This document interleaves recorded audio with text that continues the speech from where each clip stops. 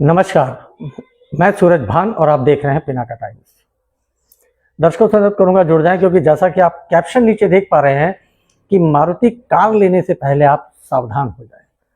हम ये आरोप मारुति कार पर नहीं लगा रहे, कंपनी पर नहीं लगा रहे, लेकिन मारुति कार के जितने शोरूम्स हैं वहां पर अब कुछ इस तरीके की गड़बड़ियां देखने को मिल रही हैं।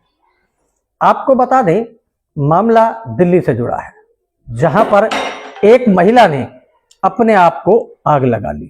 आखिर ऐसी क्या मजबूरी थी जो महिला ने अपने आप को आग लगा ली?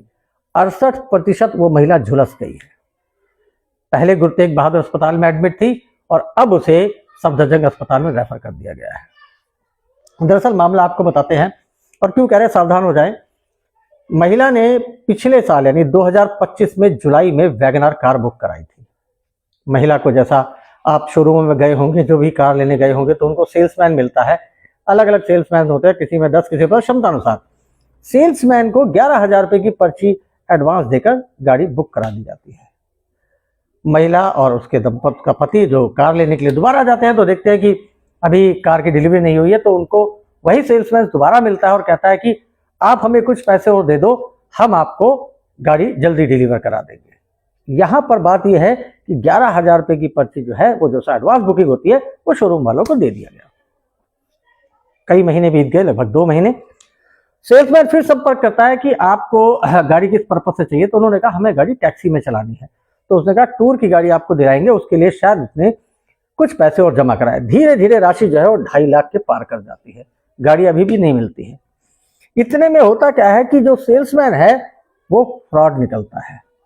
ये बात शोरूम मालिक को पता चल जाती है। शोरूम वाले उसे निकाल देते हैं। फ्रॉड कैसे करते हैं? कंज्यूमर जो भी गाड़ी बुक कराता है, उससे जो बाकी पेमेंट ली गई वो अपने पेटीएम पर ले लेते हैं। यानी कि पेटीएम अपना दिखाते हैं, पेमेंट कराई और उन्हें आश्वासन देके भेज दिया। लेकिन यहाँ शोरूम वाले जो भी हैं, उनकी साफ तौर पे ये गलती समझ में आती है कि जब आदमी कंज्यूमर आया, उसने 11,000 रुपये गाड़ी बुक करा दी देके, तो आपने फॉलोअप क्यों नहीं किया? कस्टमर से फॉलोअप करना था कि आपने गाड़ी ली नहीं ली।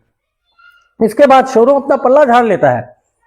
धीरे धीरे बात बीतते बीतते बात को 10 महीने हो जाते हैं। दंपत्ति जब गाड़ी लेने पहुंचते हैं तो उन्हें पता चलता है कि केवल 11,000 रुपये ही जमा हुआ है। बाकी के 2.5 लाख रुपए जो थे वो सेल्समैन अपने अकाउंट में डिलीवर करके और काम छोड़कर जा चुका है। अब आप बताएं, नेग्लिजेंसी किसकी है? शोरूम मालिक की या कंज्यूमर की? एक कस्टमर जो आपके शोरूम में आता है, वहां पर उसे वर्दी पहने हुए, बाकायदा मारुति एरीना लिखा हुआ व्यक्ति उसे अटेंड करता है, एडवांस पैसे लेता है, बाद में वो पैसे किस अकाउंट में ले रहे कंज्यूमर को क्या मालूम? ये शोरूम मालिक की, मैं साफ तौर पे कहूंगा, एक लापरवाही है कि शोरूम मालिक को अपना डेली रिफॉर्म करना चाहिए कि आपने गाड़ी बुक की थी, डिलीवर का क्या स्टेटस है या कंज्यूमर का क्या स्टेटस है।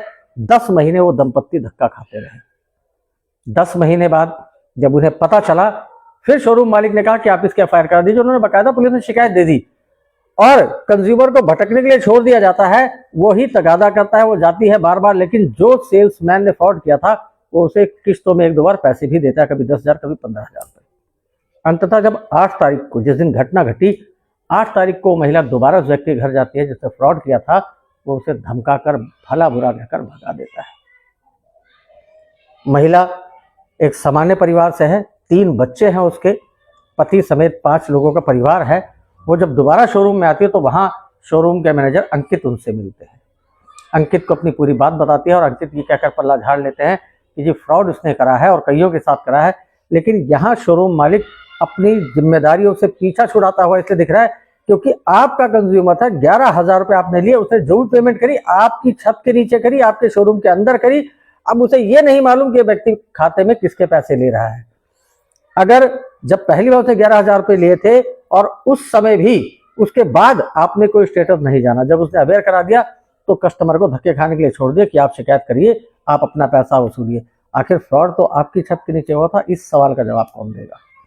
यहाँ एक फ्रॉड करता ने और भी बताया कि कहीं ऐसा तो नहीं है कि शोरूम वाले ही 5-7 ऐसे सेल्समैन रखते हैं कि आप 20-25 लोगों से फ्रॉड कर लो, बाद में सेटलमेंट कर लिया। कुछ लोग पैसा छोड़ देते हैं, कहीं आधी वसूली होती है। ये भी सवालों के घेरे में, लेकिन यहाँ हम ऐसा कोई आरोप नहीं लगा रहे। यहाँ फिर महिला 8 तारीख को जब दोबारा जाती है शोरूम में तो अंकित जो वहाँ के मैनेजर है वो साफ तौर पर उसे मना कर देते हैं, जिससे आहत होकर महिला अपने आप में पेट्रोल डालकर आग लगा लेती है। बड़ी दर्दनाक घटना। 68% महिला झुलस चुकी है। फिलहाल सफदरजंग में उसका इलाज चल रहा है। पर बड़े सवाल यहाँ ये उठते हैं कि आखिर शोरूम मालिक कैसे पीछा छुड़ा सकता है। वो सेल्समैन आपके यहाँ काम करता था, उसने पेमेंट आपके छत के नीचे ली, जितनी बार पैसे लिए उसने आपके शोरूम के आड़ में लिए। उसने राह चलते को तो पैसे नहीं दे दिए, उसने किसी सड़क पे चलते हुए लोगों को तो पैसे नहीं दिए। वो बाकायदा आपके शोरूम में उनसे मिलता था।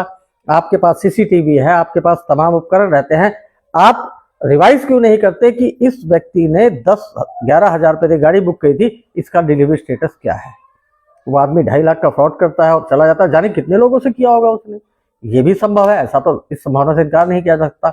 और सभी जागरूक भी नहीं होते, आम आदमी इतना जागरूक नहीं था। वो आपके शोरूम में आया है, उसने पैसे दिए, उसने देखा आपका सेल्समैन है, लेकिन शोरूम अब पल्ला झाड़ रहा है। और जो सूत्र बताते हैं, हमारी इस बाबत उस झुलसी हुई महिला के पति से जब बात हुई तो उसने कहा कि हमने कई बार शोरूम पर गुहार लगाई, लेकिन शोरूम वालों का रवैया बिल्कुल अलग था, यानी कि नकारात्मक था। उन्होंने बिल्कुल पॉजिटिव साथ नहीं दिया, बल्कि हमें यह कह दिया आप शिकायत करिए, फ्रॉड आपके साथ हुआ है। लेकिन यहाँ अगर देखा जाए तो जो सेकंड नंबर का फ्रॉड है वो शोरूम के साथ भी हुआ है, क्योंकि शोरूम मालिक की जिम्मेदारी बनती है कि जो कंज्यूमर आपके पास आ रहा है, क्योंकि मारुति एरीना अपने आप में एक बड़ा ब्रांड है, वर्ल्ड वाइड बहुत बड़ी फैक्ट्री है और सबसे बड़ा कारोबार हिंदुस्तान के अंदर है। और हिंदुस्तान की आबादी 150 करोड़ है और इसमें सभी लोग जागरूक नहीं है, ये सोचने का विषय है। और भी बताएंगे इसकी डिटेल इस शोरूम के बारे में, क्योंकि जब इस शोरूम के मैनेजर से हमारी बात हुई तो अंकित ने साफ तौर पे कहा, जब हमने उनका पक्ष जानना चाहा कि आखिर मामला क्या है, तो उन्होंने कहा मैं फिलहाल ऋषिकेश को इस बारे में अभी कुछ नहीं कह सकता। लेकिन यहां भी ये झूठ इसलिए सामने आया क्योंकि झुलसी हुई महिला के पति ने साफ तौर पे कहा 8 तारीख को अंकित से ही आखिरी बार बात हुई थी और अंकित ने साफ तौर पर मना कर दिया था किसी भी प्रकार की मदद करने से, जिससे आहत होकर महिला ने खुद को आग लगाई। और अब अंकित, इसे भी कह सकते हैं कि अंकित फरारी काट रहे हैं या फिर मामले से पचड़े से दूर रहना चाहते हैं। हमने जब उनसे बात करने का प्रयास किया तो उन्होंने साफ तौर पर कहा कि मैं फिलहाल ऋषिकेश में हूँ। शोरूम का जो पक्ष है वो जानने का प्रयास करा, हमने आपको बता दिया। उन्होंने साफ तौर पर कुछ भी कहने से मना करा और इसे बहाना ही कहेंगे, लेकिन इस बारे में और भी जानकारी बताएंगे। फेयर डील व्हील्स जो कि दिलशाद गार्डन में स्थित है, इस शोरूम में और भी क्या कमियां हैं, फायर अनुचित थी या नहीं थी, फायर के उपकरण सही थे या नहीं थे, इसके अलावा और भी अंदर टेक्निकल कमी है, वो भी आप तक लाएंगे। और इस अगले पार्ट में आपको बताएंगे, उसके प्रयास करेंगे उसके परिजनों से बात करने का कि वो क्या कहते हैं। तो जुड़े रहे पिनाका टाइम के साथ, लेकिन सावधान रहें। एरीना मारुति के शोरूम में ऐसे फ्रॉड कई बार देखने को मिल चुके हैं, तो जब भी जाए रसीद उस शोरूम की जरूर मांगे। लेकिन ये भी हो सकता है संभवतः भविष्य में कि जो सेल्समैन उस छत के नीचे रह के फ्रॉड कर सकता है और रसीद भी तो गलत छपवा सकता है। तो इसमें जिम्मेदारी किसकी है? कहीं ना कहीं शोरूम अपनी जिम्मेदारी से पल्ला झाड़ नहीं सकता। अगली कड़ी में फिर मिलेंगे आपको, तब तक बने रहे पिनाका टाइम्स के साथ। धन्यवाद, जय हिंद।